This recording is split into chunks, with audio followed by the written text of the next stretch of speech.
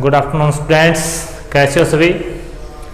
ज्ञान ज्योति public school के द्वारा जो ऑनलाइन क्लासेज चलाई जा रही हैं उनमें आपका स्वागत है।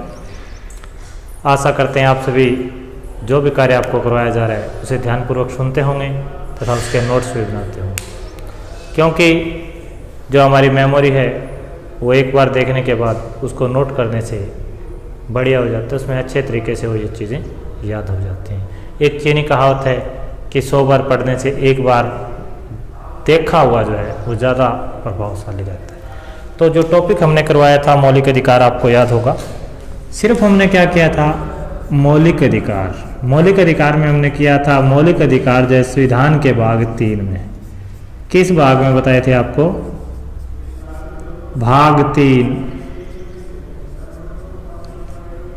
अनुच्छेद 12 से 35 तक बताए थे। अनुच्छेद कौन से बताए थे? 12 से लेकर 35।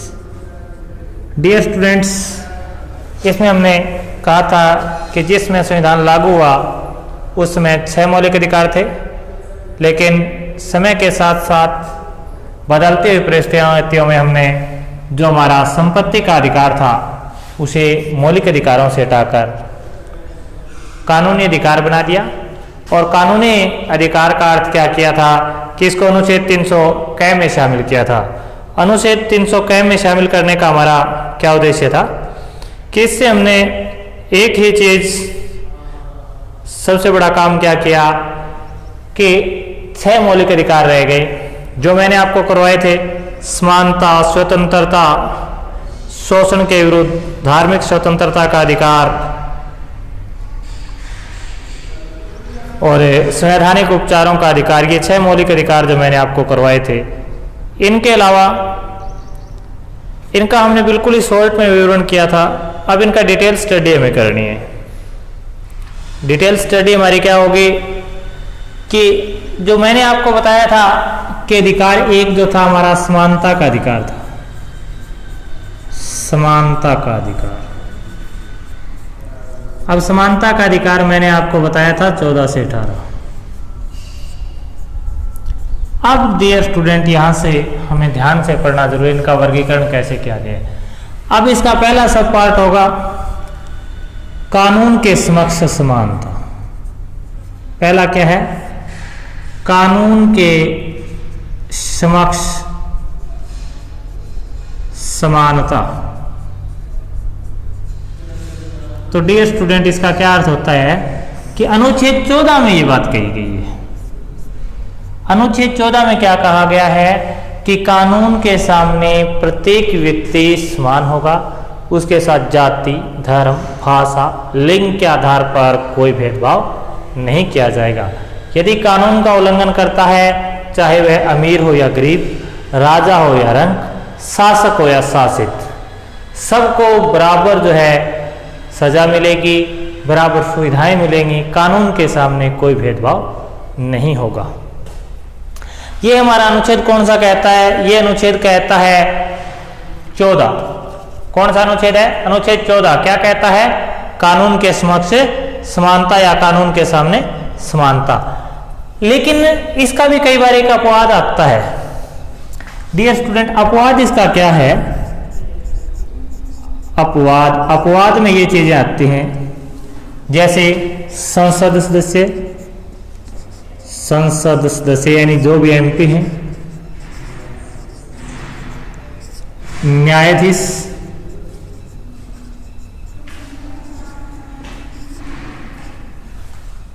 और विशेष अधिकारी भी हैं कुछ।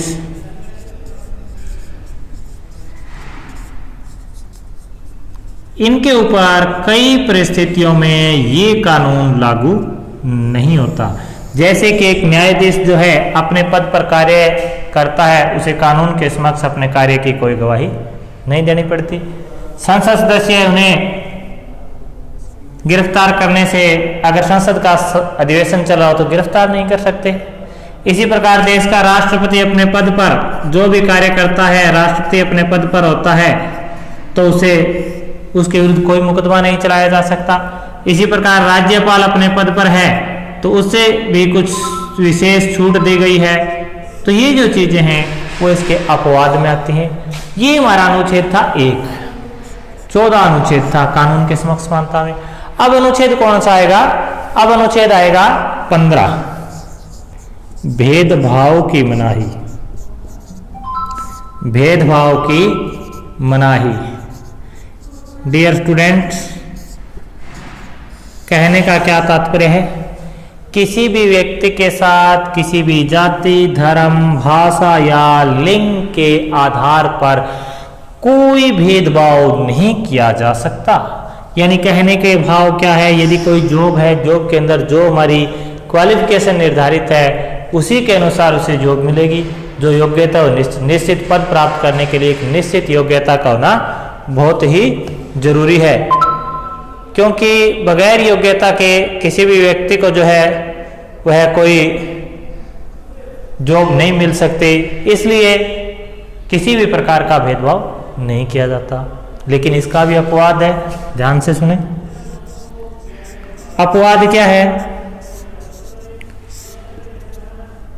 वर्ग विशेष का आरक्षण। वर्ग विशेष को दिया गया आरक्षण।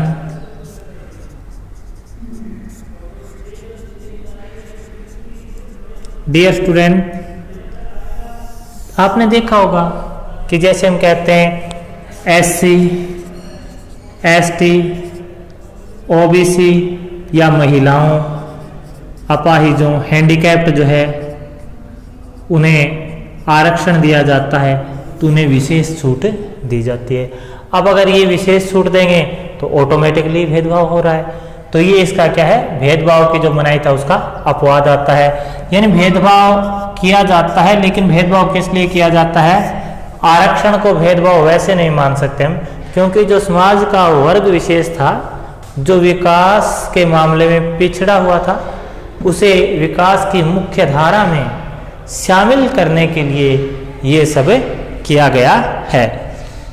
उसके बाद भेदभाव की मनाही मैंने आपको बता दिया कि जाति, धर्म, भाषा या लिंग के आधार पर किसी भी व्यक्ति के साथ किसी भी प्रकार का कोई भेदभाव नहीं किया जा सकता। उसके बाद है नंबर 3। देखो इसके कंटिन्यू चलते चलो, 14, 15, इसके बाद 16 आ जाएगा। सरकारी नौकरी पाने का अवसर। सरकारी नौकरी, यानी कहने का भाव क्या है कि गवर्नमेंट के द्वारा जो भी जॉब निकाली जाती है,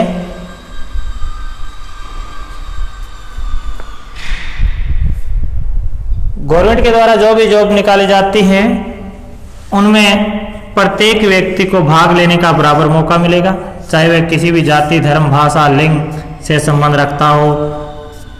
यानी कहने का भाव क्या है? जैसे एक टीचर के लिए अगर MA BEd की क्वालिफिकेशन निर्धारित है तो MA BEd को ही टीचर बनाया जाएगा, न कि BA वाले को बना दिया जाएगा।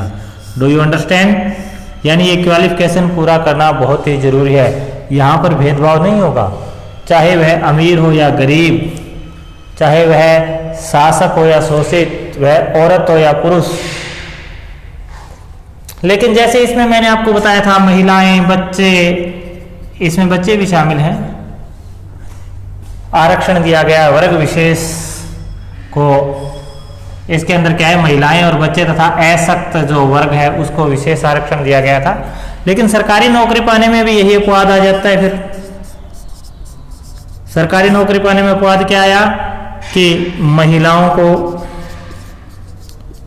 अपाहिजों को,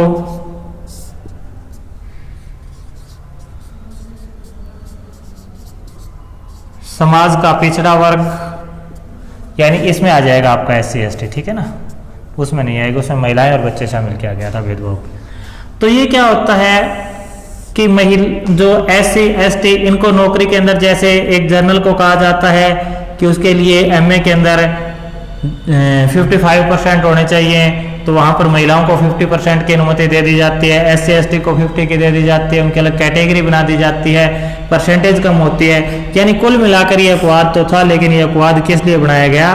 ताकि जो समाज का कमजोर वर्ग है, इस कमजोर वर्ग को शक्तिशाली वर्ग के बराबर लाया जा सके, इस कमजोर वर्ग के हितों की रक्षा के लिए ये किया गया। उसके बाद देखो मैं पहला जो है ये साफ कर रहा हूं, हमने कितना कर लिया 14, 15 और 16।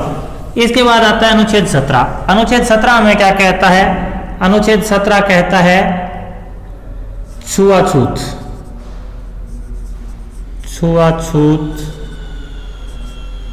की मनाही या अस्पृश्यता, अस्पृश्यता की मनाही।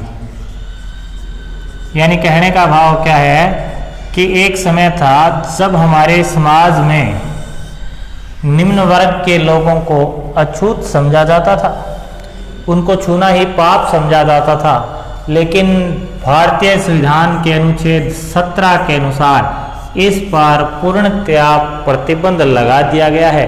यानी किसी भी व्यक्ति के साथ जाति के आधार पर छूत या अछूत की प्रथा नहीं की जा सकती। यानी समाज में मंदिर है, वहाँ पर समाज की निम्न जातियाँ प्रवेश नहीं कर सकती थी। लेकिन आज़ादी के बाद जब ये अनुच्छेद लागू हुआ तब से समाज में सभी जातियों को सभी मंदिरों, मस्जिदों या आपके जो सार्वजनिक स्थान है उनका प्रयोग करने से कहीं पर भी मनाही नहीं की जा सकती। वहाँ पर उनको जाने की खुली छूट दी गई है। इसमें आपको एक परिभाषा याद करें, एमवी पायली ने कहा, एमवी पायली ने कहा कि संविधान के छठे भाग के अंदर ये चीजें शामिल की जाती तो और भी अच्छा होता। उसके बाद जैसे 17 के बाद अनुच्छेद कौन सा आ जाएगा हमारा 18, उपाधियों का अंत, उपाधियों का अंत, उपाधियों का अंत। देखो आजादी से पहले क्या था, अंग्रेजों के द्वारा भारतीयों को राय बहादुर आदि उपाधियां दी जाती थी। अब आज़ादी के बाद क्या किया गया, इन उपाधियों को समाप्त कर दिया गया।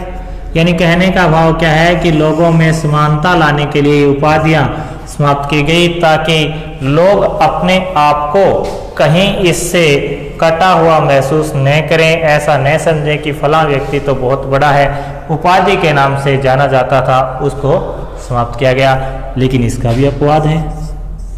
अपवाद क्या है कि भारत के अंदर सेना के क्षेत्र में सैनिकों को क्या है, विशेष सम्मान दिया जाता है, जैसे परमवीर चक्र,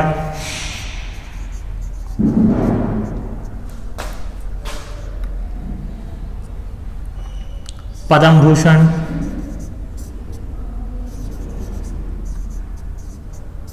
पद्मश्री।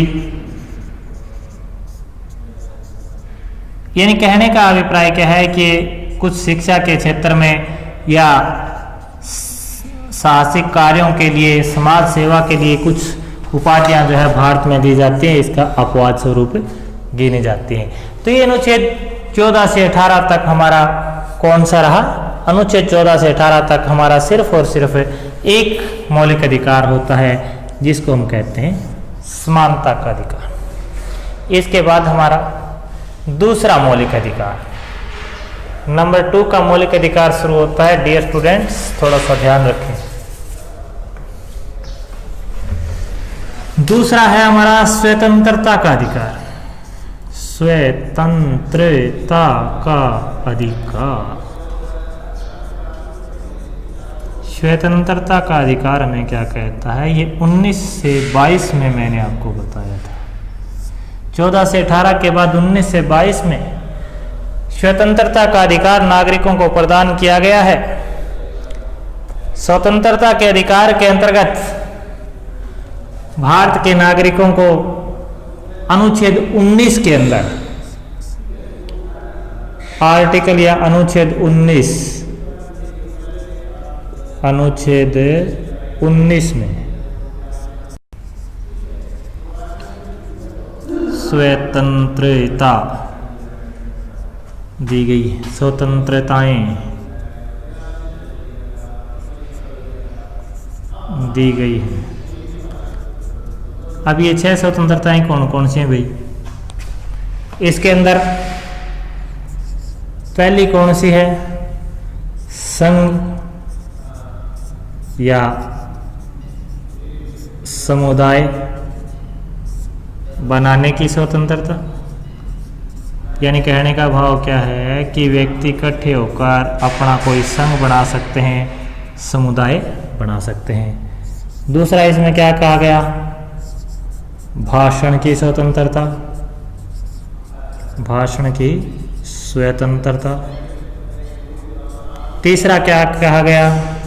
भाषण में विचार अभिव्यक्ति भी लिख सकते हो भाई, ठीक है ना। कभी ये कह दो सर आपने ये तो नहीं बताया था, भाषण या विचार अभिव्यक्ति एक ही बात है, ठीक है ना डियर स्टूडेंट, इसमें ध्यान रखें।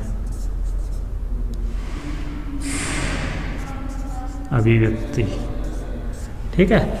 उसके बाद तीसरा क्या होता है? घूमने फिरने की स्वतंत्रता, घूमने फिरने की स्वतंत्रता। चौथा इसमें क्या होता है? बिना अस्त्र शस्त्र या हथियार शांतिपूर्ण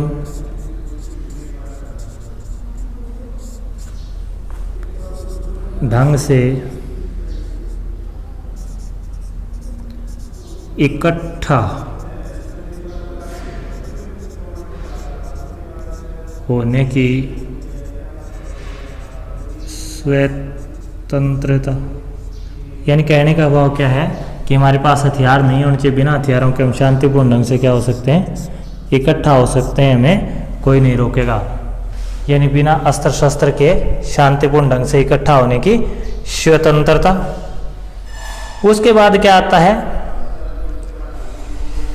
भारत के किसी भी भाग में निवास करने की स्वतंत्रता। भारत के किसी भी भाग में निवास करने की स्वतंत्रता। यानी आई बात समझ में कि भारत के किसी भी भाग में हम अपना निवास, व्यवसाय या पेशा अपनाने की स्वतंत्रता, अपनाने की स्वतंत्रता।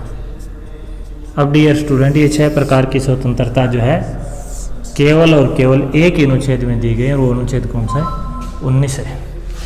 तो भी इतनी हमें स्वतंत्रताएं दी गई। हमें क्या कहा गया कि हम संघ या समुदाय बना सकते हैं, भाषण दे सकते हैं, विचार अभिव्यक्त कर सकते हैं, घूमने फिरने की स्वतंत्रता, बिना अस्त्र शस्त्र इकट्ठा होना, और भारत के किसी भाग में निवास स्थान बनना या व्यवसाय करने की स्वतंत्रता दी गई। अब इन स्वतंत्रताओं के अंदर भी कुछ विशेष प्रकार की लिमिटेशन लगा दी गई। यानी कुछ लोगों ने इसका अपवाद माना है इन चीज़ों को, ठीक है ना। अपवाद क्या माना? अब देखो भी नंबर वाइज में बताता हूँ। राइट आपको करना है डियर स्टूडेंट्स, क्योंकि इतनी चीज़ें लिखी नहीं जाती, आप लिख सकते हो, आपको बता दिया जाता है। पहला है संघ या समुदाय बनाने की स्वतंत्रता, कि प्रत्येक व्यक्ति को, हमने ये तो कह दिया संघ या समुदाय बनाने की स्वतंत्रता है, लेकिन ऐसा संघ या समुदाय देश हित में विरोधी नहीं होना चाहिए। देश हित में क्या नहीं होना चाहिए? विरोधी नहीं होना चाहिए। यानी ऐसा कोई संघ या समुदाय हो जो देश के हितों को नुकसान पहुंचाता है, तो उस संघ को क्या कर दिया जाएगा? समाप्त कर दिया जाएगा। यानी देश के हितों को, देशभक्ति को ध्यान में रखते ही संघ या समुदाय बनाना चाहिए। कोई ऐसा ना हो जो देश विरोधी भावनाएं भड़काने लगे, ऐसा संघ या समुदाय बनाने की हमें स्वतंत्रता कदापि नहीं दी गई। दूसरा हमें क्या कहा गया है? भाषण, कि हमें भाषण और विचार अभिव्यक्त करने की स्वतंत्रता तो दी गई है, लेकिन हम भाषण या विचार में किसी को गाली नहीं दे सकते, अपशब्द नहीं बोल सकते। क्या नहीं कर सकते? न किसी को गाली दे सकते हैं, न किसी के विरुद्ध अपशब्द बोल सकते हैं। ये भी बाउंडेशन लगाई गई है। अब घूमने फिरने की स्वतंत्रता, अब ये तो कह दिया कि आप घूम फिर सकते हो, लेकिन सपोज करो वर्तमान की तरह हालात हो जाए, देश के अंदर लॉकडाउन लगा और लोग कहते हैं हमें तो स्वतंत्रता है, लेकिन इसमें वो स्वतंत्रता पर पाबंदी लगाई गई होती है। इसी प्रकार देश के कुछ क्षेत्र वर्जित होते हैं, वहां पर भी हम नहीं जा सकते, तो इस पर भी कुछ लिमिटेशंस हैं, क्योंकि सीधी सी बात है भाई, देश के अंदर ये चीजें जरूरी है। दूसरा क्या है, हमें कहा बिना अस्त्र शस्त्र शांतिपूर्ण ढंग से इकट्ठा हो सकते हैं, लेकिन यदि देश में हालात खराब हो, देश में आपातकाल जैसी व्यवस्था हो, या इकट्ठे होकर किसी साजिश की संभावना हो, तो ऐसे के अंदर उस क्षेत्र में हमें इकट्ठा नहीं होने दिया जाएगा, क्योंकि वहां पर भी कुछ बाउंडेशन होती हैं। भारत के किसी भी भाग में निवास बनाने की स्वतंत्रता, कि ये तो कहा गया है कि भारत के किसी भी क्षेत्र में अपना निवास बना सकते हैं, लेकिन कुछ राज्यों में, कुछ राज्य सरकारों ने अपने नियम बना रखे हैं, जैसे अनुच्छेद 35A जहां पर लागू होता है, वहां पर जाकर दूसरे राज्य का व्यक्ति भूमि नहीं खरीद सकता, यह आर्टिकल 35A हमें कहता है। या कुछ ऐसे स्थान है जहां पर रहना वर्जित है, जहां देश की बाउंड्री है, वहां पर वो स्थान हमें देश हित के लिए खाली करवाने पड़ते हैं। उसके बाद है व्यवसाय या पेशा अपनाने की स्वतंत्रता, की अधिकार तो दे दिया, हम किसी व्यवसाय को, किसी पेशे को अपना सकते हैं, लेकिन अगर एक अनपढ़ व्यक्ति कह दे मैं तो डॉक्टर बन के ऑपरेशन करूंगा, तो क्या वो संभव है? अनपढ़ व्यक्ति क्या कहे, डॉक्टर बनना चाहता है, तो वो क्या है, इस डॉक्टरी के व्यवसाय या पेशे को नहीं अपना पाएगा, क्योंकि उसके लिए निश्चित क्वालिफिकेशन का होना जरूरी है। क्योंकि यदि एक अनपढ़ को ऑपरेशन थिएटर में भेज दिया, तो वह किसी का उपचार करने के बजाय अगर वह बच रहा होगा तो अभी उसे क्या कर देगा, मार देगा। क्योंकि हमारी जो इन स्वतंत्रताओं के साथ कुछ लिमिटेशंस थी, वो लिमिटेशंस होना बहुत ही जरूरी है, क्योंकि ये चीजें हमारे विकास के लिए ही जरूरी है। ये हमारा कौन सा अनुच्छेद था? अनुच्छेद 19, जिसके अंदर हमें 6 प्रकार की स्वतंत्रताएं दी गई। इसके साथ ही नेक्स्ट हमारा जो है वो है अनुच्छेद 20। ये मैं साफ कर रहा हूं डियर स्टूडेंट्स, नोट कर लिया होगा आप सभी ने।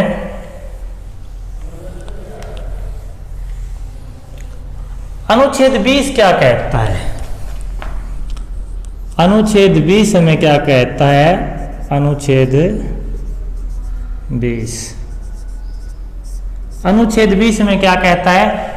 दोष सिद्धि, दोष सिद्धि के संबंध में संरक्षण, दोष सिद्धि के संबंध में संरक्षण। दोष सिद्धि क्या होता है कि जब तक एक व्यक्ति के विरुद्ध कोई अपराध या दोष साबित न हो जाए, तब तक हम उसे अपराधी नहीं कह सकते। यानी एक व्यक्ति पर मुकदमा चलता है, जब तक न्यायालय के द्वारा उसे सजा नहीं दे दी जाए, तब तक उसको हम अपराधी नहीं मानते। और दूसरा, जब एक व्यक्ति को गिरफ्तार करते हैं तो 24 घंटे के अंदर अंदर उसे नजदीक के न्यायालय में पेश करना जरूरी है, नजदीक के कोर्ट में पेश करना जरूरी है। और इसके साथ ही साथ एक चीज और भी बहुत जरूरी है, वो कौन सी है कि उसके परिजनों को सूचित किया जाए और उसे अपनी मर्जी से वकील करने की छूट होती है। यदि व्यक्ति के आर्थिक हालात खराब हो तो सरकार उसे वकील प्रोवाइड करवाएगी, 39A में लिखा गया है। इसका अपवाद आता है कि अगर निवारक नजरबंदी चल रही हो। अपवाद क्या है? निवारक नजरबंदी। निवारक नजरबंदी के तहत ये सुविधाएं उपलब्ध नहीं होती भाई। निवारक नजरबंदी में क्या होता है? अपराध करने से पहले ही व्यक्ति को रोक देना, निवारक माने जरूरी, नजरबंदी यानी किसी व्यक्ति को पहले से ही किसी विशेष स्थान पर रोक देना, तो ऐसे में ये कानून लागू नहीं होता और कोर्ट ले जाने का समय इस 24 घंटे में इंक्लूड नहीं होता, ये इसमें एक्स्ट्रा होता है। उसके बाद 5 मिनट बाद उसके बाद नेक्स्ट हमारा अनुच्छेद क्या है, 21 अनुच्छेद क्या कहता है, अनुच्छेद 21 आर्टिकल 21 क्या कहता है, आर्टिकल 21 हमें क्या कहता है, जीवन की सुरक्षा, जीवन की सुरक्षा, यानी कहने का भाव क्या है कि आर्टिकल 21 हमें यह बताता है कि विधि द्वारा स्थापित प्रक्रिया के अलावा, विधि द्वारा स्थापित प्रक्रिया के अलावा, द्वारा स्थापित प्रक्रिया के अलावा किसी व्यक्ति को उसके जीवन के अधिकार से वंचित नहीं किया जा सकता। और अब वर्तमान में अनुच्छेद 20 और 21 जो है उसको आपातकाल में भी निरस्त नहीं किया जा सकता, उसको क्या नहीं किया जा सकता, आपातकाल में भी निरस्त नहीं किया जा सकता। 86वां संवैधानिक संशोधन जो किया गया, 86वां संवैधानिक संशोधन जो था, संवैधानिक संशोधन जो था उसके अनुसार जो 86वां अमेंडमेंट किया गया, संवैधानिक 86वां संवैधानिक संशोधन जो किया गया अमेंडमेंट था, उसके अनुसार क्या किया गया, अब तो शिक्षा को भी मौलिक अधिकार में जोड़ दिया गया। 2002 में शिक्षा को भी 21 में जोड़ दिया गया, मौलिक अधिकार में 21 क में जोड़ दिया गया कि हमारा मौलिक अधिकार है शिक्षा प्राप्त करना। ये अनुच्छेद 21 में जोड़ा गया 86वां संवैधानिक संशोधन सन 2002 के अंदर। अब इसके बाद अनुच्छेद 22 रहता है, आर्टिकल या अनुच्छेद 22। अनुच्छेद 22 हमें क्या कहता है, अनुच्छेद 22 बंदी प्रत्यक्षीकरण से संबंधित है। किससे संबंधित है, बंदी प्रत्यक्षीकरण। बंदी प्रत्यक्षीकरण, बंदी प्रत्यक्षीकरण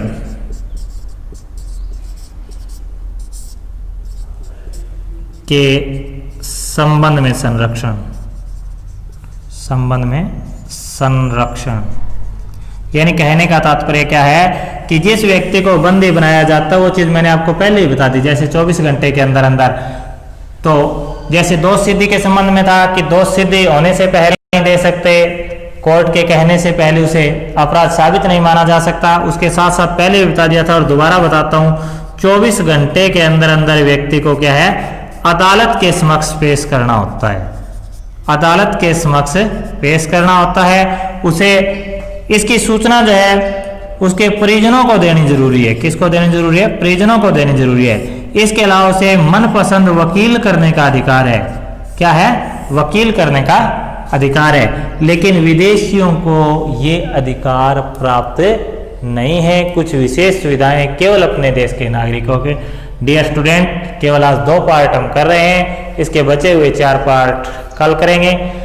आपसे फिर एक बार अनुरोध है कि जो भी आपको कोई प्रॉब्लम हो वो व्हाट्सएप ग्रुप या स्कूल के जो ज्ञान ज्योति पब्लिक स्कूल का यूट्यूब चैनल है उस पर कमेंट करके आप अपना प्रॉब्लम जो है वो दे सकते हो और उसका सॉल्यूशन आपका दिया जाएगा। और यदि किसी बच्चे को कोई प्रॉब्लम हो तो स्क्रीन पर दिए गए नंबर पर कांटेक्ट करें। कोई न्यू रजिस्ट्रेशन करवाना चाहता है तो भी यहाँ पर कांटेक्ट करें। स्कूल का ऑफिस आपके लिए हमेशा खुला रहता है। जय हिंद, जय भारत।